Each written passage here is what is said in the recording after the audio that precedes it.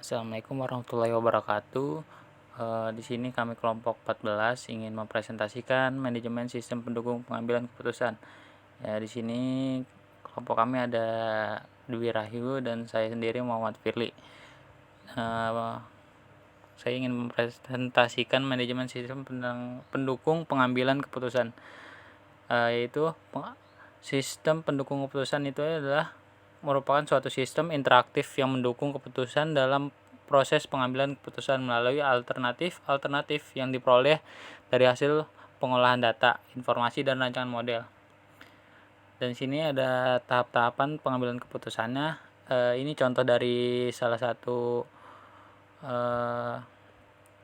pengertian dari ilmuwan ya, yaitu dari G. Anthony Gorey dan Michael S. Scott Morton. Menggunakan tahapan dalam mengambil keputusan dengan membedakan antara struktur masalah dan tingkat keamanan. Dan Rubenstein dan Haberstroh.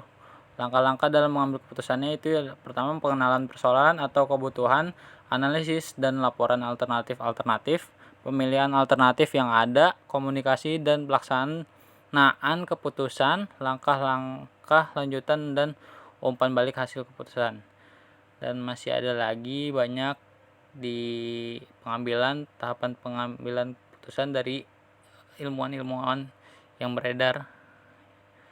Yang selanjutnya itu adalah jenis-jenis pengambilan keputusan, yaitu ada keputusan terprogram, keputusan tak terprogram, sistem keputusan tertutup, dan sistem keputusan terbuka. Dan sini ada lagi karakteristik sistem pendukung keputusan. Yang pertama itu adalah mendukung proses pengambilan keputusan, menitik beratkan pada manajemen by perception. Yang kedua, adanya interface manusia atau mesin di mana user tetap memegang kontrol proses pengambilan keputusan. Yang tiga, mendukung pengambilan keputusan untuk membahas masalah terstruktur, semi terstruktur, dan tak terstruktur.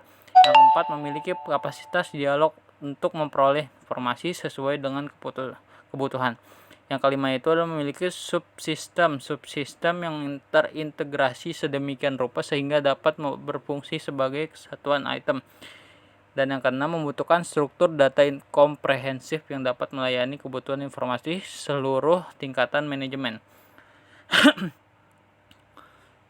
Dan sini selanjutnya adalah komponen penyusunan sistem pendukung keputusan, yaitu adalah subsistem manajemen basis data, subsistem manajemen basis model, dan subsistem dialog. Ya, di sistem pendukung keputusan ini ada juga tingkatan teknologi dalam sistem pendukung keputusannya, yaitu dalam sistem pendukung keputusan terdapat 3 keputusan tingkatan perangkat keras maupun lunak. Masing-masing tingkatan berdasarkan tingkatan kemampuan berdasarkan perbedaan tingkat teknik lingkungan dan tugas yang akan dikerjakan. Yang ketiga tingkatan tersebut adalah yaitu sistem pendukung keputusan spesifik DSS. Yang kedua itu pembangkit sistem pendukung keputusan DSS generator. Yang ketiga itu peralatan sistem pendukung keputusan DSS tools. Dan di sini ada juga masuk ke konsep pembentukan sistem informasi yang baik, yaitu ada konsep terstruktur, merupakan konsep berdasarkan suatu masalah yang memiliki struktur masalah pada 3 tahap pertama, yaitu intelijen, rancangan, dan pilihan. Dan yang kedua itu adalah konsep tak terstruktur, merupakan konsep berdasarkan suatu masalah yang sama sekali tidak memiliki struktur seperti yang diuraikan berdasarkan tahapan dari sistem pendukung keputusan atau DSS oleh Herbert Simon. Yang ketiga itu konsep semi tak terstruktur, merupakan konsep berdasarkan suatu masalah yang memiliki struktur hanya pada satu atau dua tahapan dari sistem pendukung keputusan atau SPK yang diuraikan oleh Herbert Simon. Dan yang ada di sini ada tujuannya. Setiap tujuan sistem pendukung keputusan, itu tujuan dari sistem pendukung keputusan atau SPK. Yang pertama itu membantu menyelesaikan masalah semi terstruktur. Yang kedua, mendukung manajer dalam mengambil keputusan. Yang ketiga, meningkatkan efektivitas bukan efisiensi pengambilan keputusan. Dan ini adalah tujuan tersebut mengacu pada 3 prinsip dasar dalam sistem pendukung keputusan SPK, diantaranya struktur masalah, dukungan keputusan, efektivitas keputusan.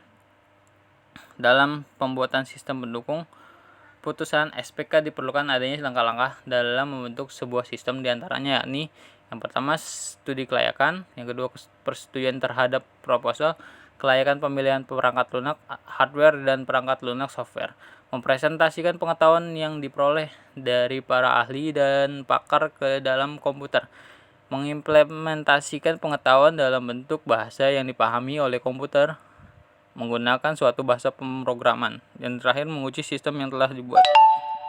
Di sini ada contoh model dari sistem pendukung keputusan atau SPK ya. Di sini udah jelas digambarkan dari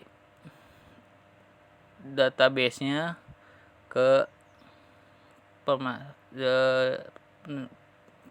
dari modelnya matematika, perangkat lunak, dan lunak penulisan laporan, dan selanjutnya titik akhir. Dan sini ada juga gambar relasi antara EDP, MIS, dan DSS.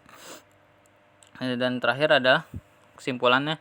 Jadi sini kesimpulannya adalah pengertian sistem pendukung keputusan. Sistem pendukung keputusan merupakan suatu sistem interaktif yang mendukung keputusan dalam proses pengambilan keputusan melalui alternatif yang diperoleh dari pengolahan data, informasi, dan rancangan model. Dalam pembuatan sistem pendukung keputusan atau SPK diperlukan adanya langkah-langkah dan membentuk sebuah sistem, diantaranya yakni studi kelayakan, persetujuan terhadap proses kelayakan, pemilihan perangkat keras, hardware, dan perangkat lunak software, mempresentasikan pengetahuan yang diperoleh dari para ahli dan pakar ke dalam komputer, mengimplementasikan pengetahuan dalam bentuk bahasa yang dipahami oleh komputer menggunakan suatu bahasa pemrograman, dan menguji sistem yang telah dibuat. Sekian dari kelompok kami, kelompok 14. Kurang lebihnya mohon maaf. Wassalamualaikum warahmatullahi wabarakatuh.